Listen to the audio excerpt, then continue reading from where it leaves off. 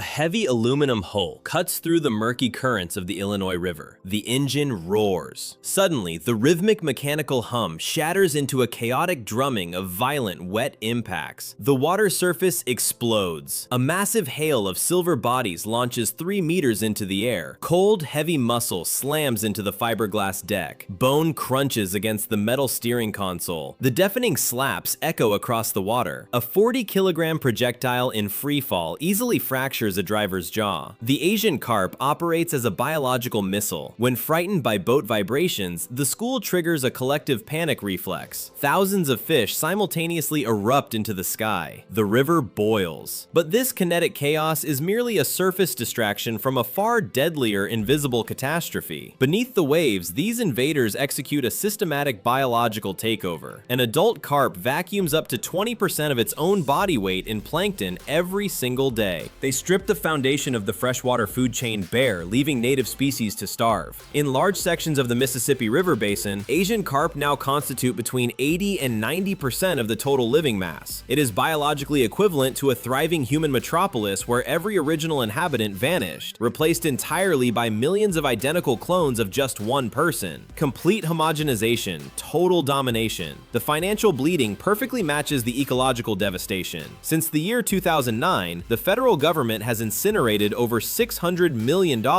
All this capital serves a single, desperate purpose: hold the line. Engineers deploy underwater electric barriers to stop the silver horde from advancing just a few hundred meters further into the Great Lakes. If the fish breach that electrical wall, a $7 billion commercial fishing industry collapses overnight. A natural biological filter mutated into an unstoppable aquatic plague. The United States burns $600 million to eradicate a creature that has formed the backbone of Chinese aquaculture for over 2,000 years. After 2,000 years of predictable cultivation in eastern ponds, the American illusion of absolute biological containment shattered in the summer of 1993. For a brief decade, the industrial system worked exactly as engineered. The imported aquatic filters steadily devoured algae and stabilized commercial water quality across the southern states. Facility managers placed blind faith in their earthen dams. They confidently dismissed the minor spring overflows of previous decades as mere statistical anomalies. Then, the Mississippi River Basin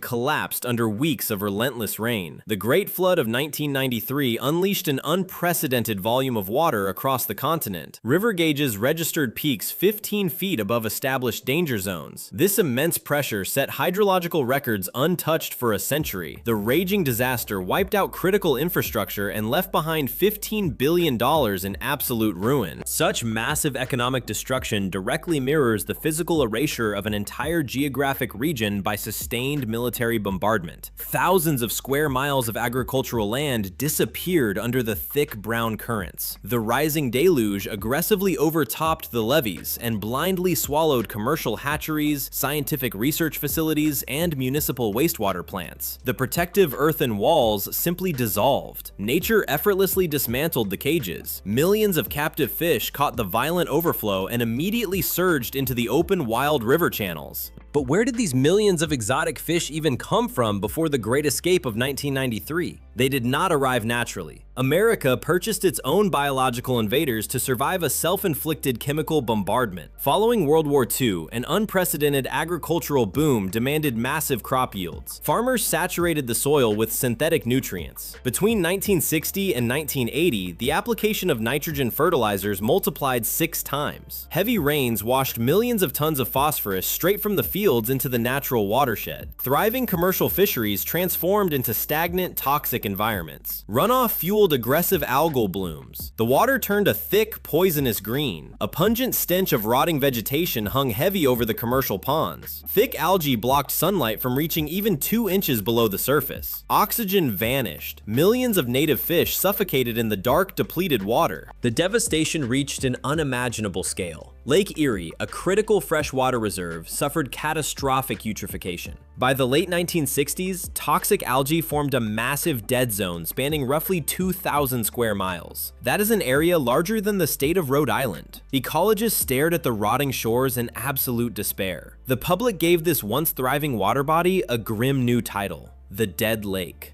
The suffocating plague crept southward into Arkansas, Mississippi, and Alabama. Commercial catfish ponds disappeared beneath thick, impenetrable mats of green slime. Desperate farmers hauled out nets full of lifeless stock. Farm production plummeted by 30 to 50%. Entire agricultural communities lost tens of millions of dollars in a single season. Facing complete ecological and economic collapse, fisheries experts looked across the Pacific for a biological savior. They needed a living machine to filter a dead environment. From the early 1960s to the early 1970s, state agencies imported thousands of silver, bighead, and grass carp directly into American waters. These exotic specimens operated as relentless biological vacuums. A single carp devours plankton and algae equal to 40% of its own body weight every single day. They aggressively stripped the fit green sludge from the choked ponds and cleared the water with brutal efficiency, leaving government engineers absolutely certain they had just implemented the perfect solution. The flawless biological solution of the 1960s mutated into an unstoppable invasion machine, rapidly swallowing 3,700 kilometers of the Mississippi River. Without natural predators to break the cycle, the mechanics of this biological takeover shifted into terrifying geometric progression. A single mature female moves into a warm current. She releases a dense, cloudy plume of genetic material. 300,000 to over 1 million eggs scatter into the flow. 1 million potential invaders from one single fish. Once hatched, the juveniles execute a highly efficient ecological dismantling. They do not bite, they filter. Their specialized gills operate as an invisible vacuum in the muddy currents, instantly erasing the microscopic plankton that forms the absolute foundation of the freshwater food web. The starvation chain reaction strikes immediately. Native filter feeders like the ancient American paddlefish starve first. Young bass and forage fish vanish from the shallows. Waterfowl and river birds patrol empty waters, unable to find their primary prey. Decades of relentless consumption fundamentally re-engineered the waterways. In heavily infested sections of the Illinois River, these invasive species now account for up to 90% of the total biological mass. 9 out of every 10 pounds of life beneath the surface. The massive river network no longer functions as a natural, balanced habitat. It operates as a unified, single-purpose factory churning out carp. Yet the Mississippi Basin is merely a staging ground. The true destination lies directly north. The Great Lakes hold 21% of the surface fresh water on Earth and anchor a massive commercial fishery. A hyper-breeding biological swarm now presses heavily against the final artificial bottlenecks in the water grid, waiting for a single structural breach to spill into the largest freshwater system on the planet. The ecological monster out of the Mississippi River forced the United States to build an unprecedented technological blockade. An invisible wall of current now stands as the final engineered gatekeeper on the path to the Great Lakes. Dive 6 meters down to the dark bottom of the Chicago Sanitary and Ship Canal. Thick steel electrodes grid the riverbed, drawing massive voltage from onshore power facilities. A deep, low-frequency hum vibrates through the dense water, generating a physically palpable field of continuous energy. The system discharges exactly 34 electric pulses per second. When a carp crosses into this gradient, the water itself turns into a weapon. The electricity violently hijacks the nervous system of the animal. Muscles spasm instantly. The shock physically repels the paralyzed fish, tumbling it backward out of the exclusion zone. Up on the surface, the state wages a desperate war of attrition. Local survey teams sweep the surrounding channels with localized electro gear, while heavy commercial fleets relentlessly drag the inland rivers. Every single year, crews haul out 450 to 900 tons of carp. This extracted biological mass easily equals the weight of 2 fully loaded passenger jets, yet dragging out hundreds of tons means nothing against a biomass that multiplies in geometric progression. 34 pulses per second, heavy industrial harvests, 0 long-term ecological victory. This blunt force electrification actually fractures the entire habitat. The current does not discriminate, blocking native aquatic species from their historical migration routes and slowly suffocating a river system already pushed to the brink. The underwater grid keeps firing into the dark, maintaining the illusion of control. Meanwhile, millions of bodies press blindly against the voltage, testing a single cracking bottleneck that carries the weight of an entire ecosystem.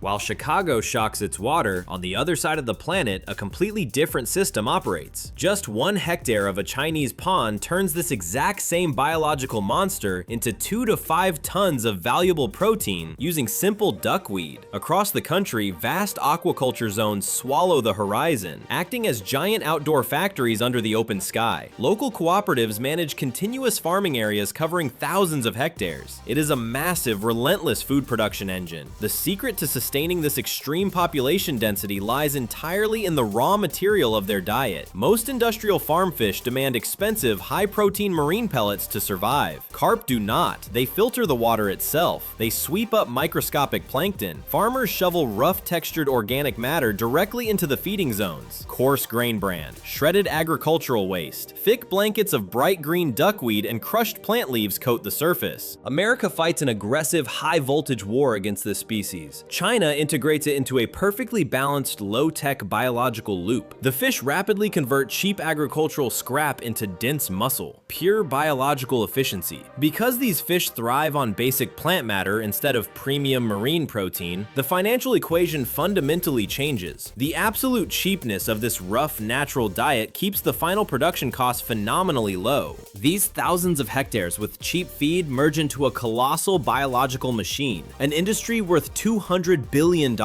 From a close ground level of a single rural pond, the perspective shifts sharply upward. An endless grid of flooded wetlands blankets the entire landscape. The dark water feels heavy. It constantly ripples and shifts under the sheer physical weight of a colossal hidden biomass. This interconnected aquatic network generates between 17 and 20 million tons of carp every single year. The scale is staggering. That annual living mass equals the weight of 50 steel skyscrapers, swimming just below the surface. This single agricultural web accounts for more than 60% of the global farmed freshwater fish output. Local farmers have integrated these fish into rice fields since the Han Dynasty, yet the true efficiency relies on something much older than human agriculture. Biological balance forms the absolute bedrock of this massive economy. In foreign rivers, the carp acts as an unstoppable ecological bulldozer.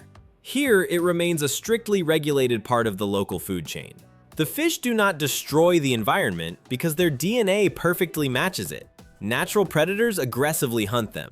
Native species compete with them for every available nutrient. Millions of years of fierce evolutionary friction forged an unbreakable ecological lock. No invasive dominance, perfect natural integration.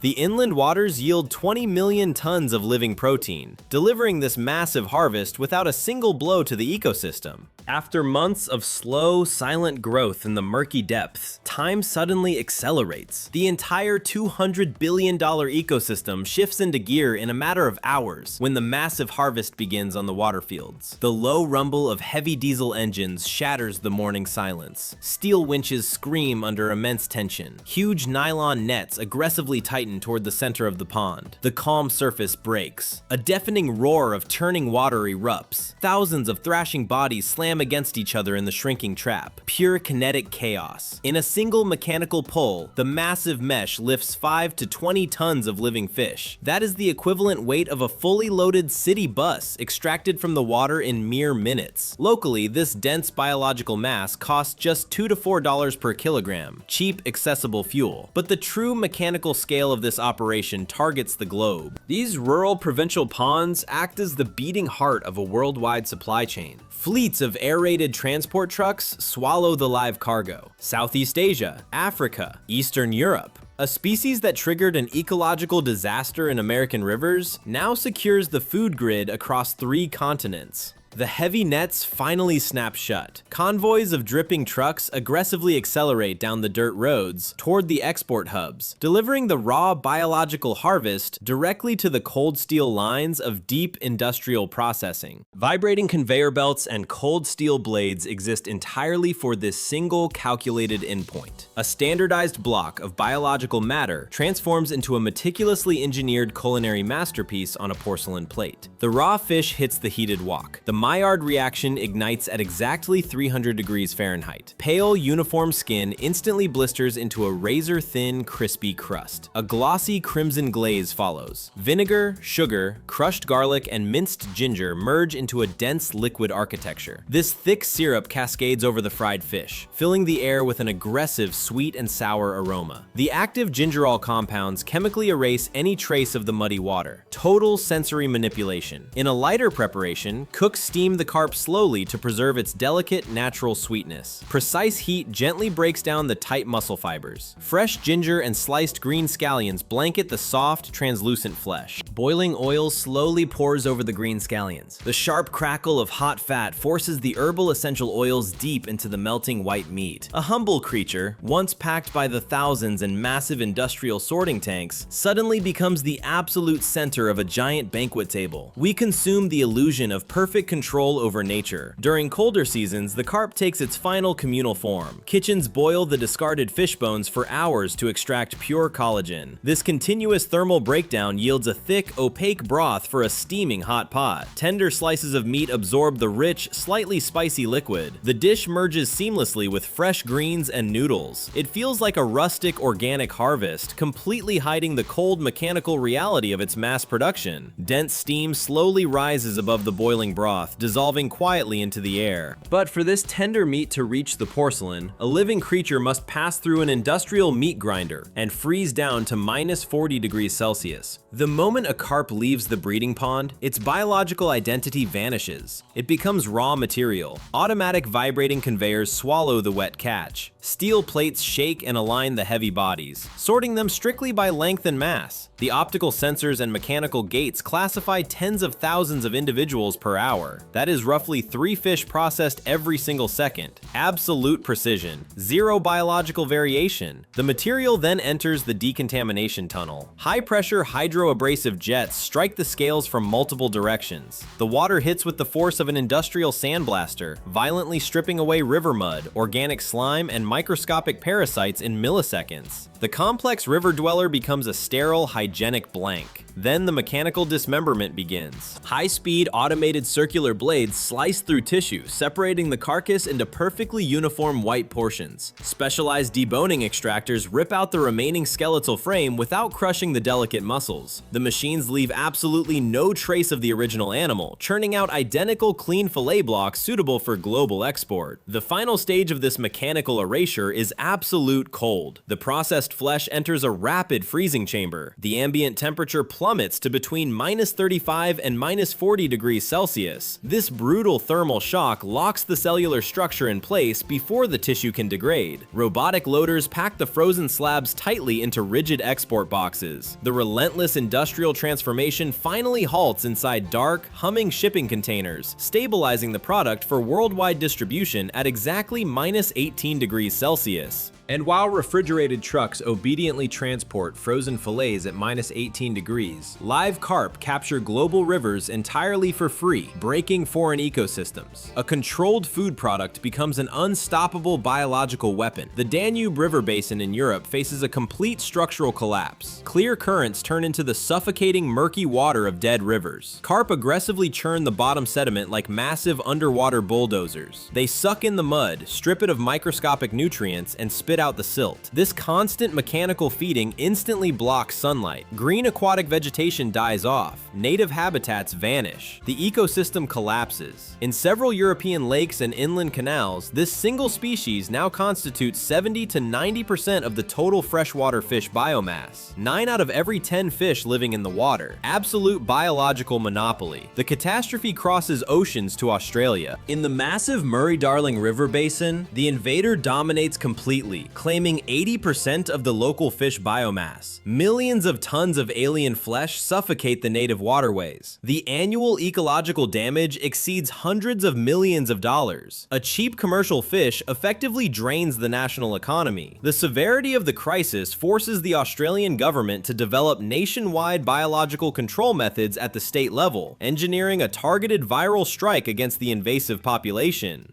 Engineering a targeted biological weapon in Australia is not a war against a fish. It is a desperate battle against the echoes of our own rushed decisions. Decades ago, facility managers imported these animals across oceans simply to filter algae from wastewater and boost local aquaculture. A fast solution, a permanent mistake. The moment the first specimen slipped through a flooded boundary, it ceased to be a controlled agricultural tool. It became an irreversible force of wild nature. Today, the heavy historical legacy of that single choice settles like suffocating silt across ruined riverbeds. Humanity treated a complex ecological network like a predictable factory floor. We demanded immediate results. We ignored long-term chain reactions. Nature did not fail. It simply adapted to the new element, surviving and dominating. Human overconfidence manufactured this entire global crisis. Look at the stark geographical contrast. In eastern waters, this exact species anchors a massive, highly profitable food production industry. In western river basins, the very same animal operates as a biological bulldozer, destroying native habitats. The genetic code remains identical. The disaster stems purely from blind human intervention. So what exactly requires modification? The aquatic ecosystem itself, or our deeply arrogant assumption that we can engineer nature without consequence? To track the hidden mechanics shaping our reality, follow the Mandarin Tech channel.